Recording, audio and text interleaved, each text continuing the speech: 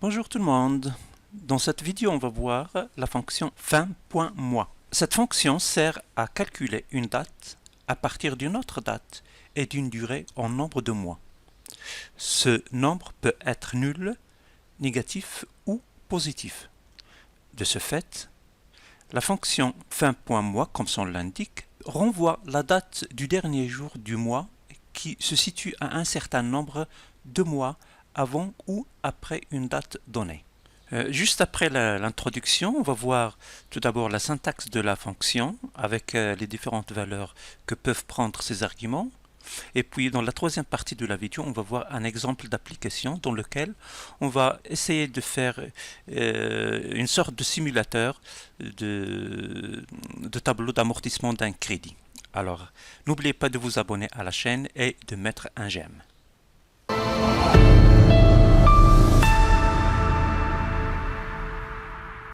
La fonction fin.mois demande deux arguments obligatoires qui sont tout d'abord la date référence. Cette date, c'est une date que je vais prendre comme référence. Elle peut être soit une date en dur, c'est-à-dire lui donner une date entre guillemets, ou bien la référence d'une cellule contenant une date, ou bien encore le résultat d'une fonction date. De toute façon, le premier argument, ça sera une date. Alors, le deuxième argument, c'est le nombre de mois après ou avant la date de la date référence auquel je vais chercher la date du dernier jour. Ce deuxième paramètre, il prend une valeur, un nombre entier qui peut être soit 0. Alors dans ce cas-là, la fonction fin.mois, il va rendre la date du dernier jour du mois que j'ai donné en référence. Mais il peut aussi être une valeur positive, auquel cas il va donner la date du dernier jour du nème mois après le mois de la date de référence, mais aussi une valeur négative. Alors dans ce cas-là, le rendu sera la date du dernier jour du nème mois avant le mois de la date de référence. Prenons un exemple pour être plus clair. Alors ici, j'ai pris une date référence, le 29/4/2024. Et ici, je vais chercher les derniers jours des mois qui se situent après cette date référence et avant cette date référence. Alors, tout d'abord, pour la date référence, ici, dans la cellule C29, ici, j'ai la formule égale fin.mois, la date référence qui se trouve dans la cellule B26, ici, et puis comme deuxième argument, j'ai donné la valeur 0. Ça veut dire que je vais rester dans le même mois et je vais chercher la date de son dernier jour.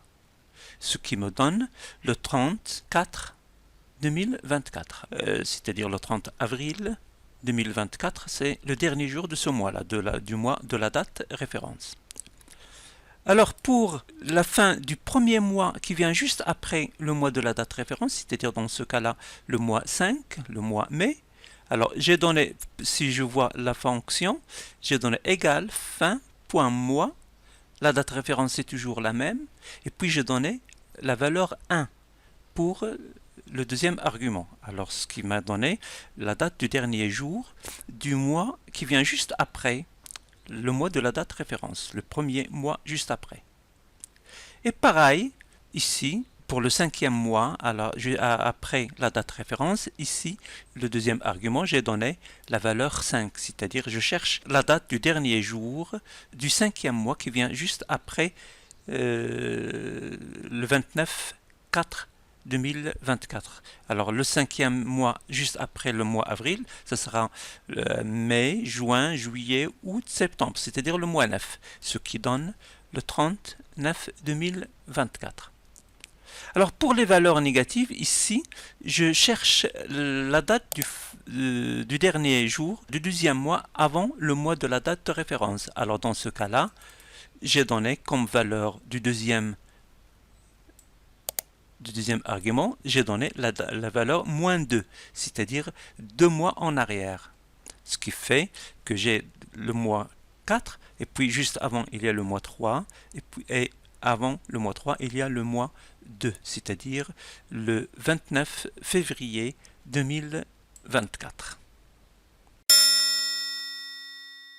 Pour l'exemple d'application de cette fonction, on va l'utiliser pour définir les dates d'échéance pour remboursement d'un emprunt en créant un tableau d'amortissement.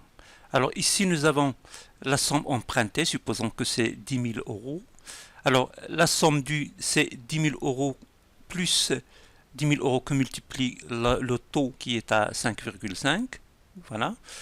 Et ici, nous avons la date d'emprunt. La date d'emprunt, elle a commencé le 28, c'est-à-dire elle a été faite le 28/1/2024. Et ici, nous avons le nombre de mensualités que je peux modifier. Et ici, nous avons la mensualité, c'est-à-dire la somme due à la fin de chaque mois. L'emprunteur doit rembourser cette somme à la fin de chaque mois, comme vous voyez ici, c'est-à-dire la date d'échéance. Alors, étant donné que l'emprunt a été fait le 28/1/2024, l'emprunteur ne va pas rembourser la fin de ce même mois parce qu'il ne reste que 2 ou 3 jours pour la fin du mois. Du coup, il va commencer le remboursement à partir de la fin du mois suivant, c'est-à-dire la fin du mois 2. Voilà. Alors, par exemple, si vous voyez, si je change le nombre de mensualités, au lieu de 12, je vais mettre 24, par exemple. Alors, et je valide. Nous avons ici le tableau qui s'adapte pour faire. Nous avons le numéro d'échéance, c'est-à-dire nous avons les échéances depuis 1 jusqu'à 24, ici. Ici, le montant restant pour le premier mois, le reste, c'est la somme due, il reste tout entière, mais à la fin du mois de 2024, il va rembourser la première échéance, c'est-à-dire la première mensualité, qui s'élève à 439,58. Et puis après, à chaque fois, nous avons le montant restant à chaque fois. Ce qui nous intéresse ici, c'est la date d'échéance qui nous intéresse. Toutes les autres formules, on ne va pas s'en occuper parce que ce n'est pas le sujet de la vidéo. Alors, la date d'échéance, comme vous voyez ici, j'efface pour refaire. J'efface ça pour refaire. Alors, ce qui nous intéresse ici, alors, égale fin point mois. Alors, la date de départ, c'est quoi? C'est la date d'emprunt qui est là. Je vais la faire et puis je vais la figer en utilisant le bouton F4, point virgule. Et puis le mois, c'est-à-dire le nombre de mois. Alors ici, à partir du mois ici, c'est-à-dire le numéro de l'échéance. C'est-à-dire ici, nous cherchons le dernier jour du mois suivant, c'est-à-dire le mois 2, et puis après le mois 3, etc. Et je ferme la parenthèse et je valide. Nous avons ici le 29/2/2024. Je vais améliorer seulement celle-là pour lui demander si la cellule B8 est vide, il ne va rien écrire, alors je vais modifier ça un peu. Alors donc, je vais ajouter la fonction si pour gérer le cas où la colonne numéro échéance est vide. Alors si cette cellule est vide, égale vide, alors vide, sinon tu mets ça et je ferme la parenthèse de la fonction si, j'obtiens toujours la même chose et puis je recopie vers les autres. Alors maintenant, mon travail, c'est-à-dire mon tableau d'amortissement est fait. Si je change le nombre de mensualités, au lieu de 24, je vais faire 60, c'est-à-dire 5 ans, 60 mois, 5 ans. Alors j'obtiens la même chose. Alors donc ici j'ai jusqu'à 60, le tableau qui se trace jusqu'à 60 pour effectuer le dernier paiement. Alors bien sûr, la somme due, elle est calculée automatiquement en multipliant la somme empruntée par le taux, et puis auquel on ajoute la somme déjà empruntée. La mensualité, c'est seulement la somme due divisée par le nombre de mensualités. Voilà. Et l'auto, je peux le modifier comme je veux, etc. Donc, c'est un exemple simplifié pour créer un tableau d'amortissement d'emprunt. Avant de mettre fin à la vidéo, j'oublie pas de remercier tous les nouveaux abonnés de la chaîne.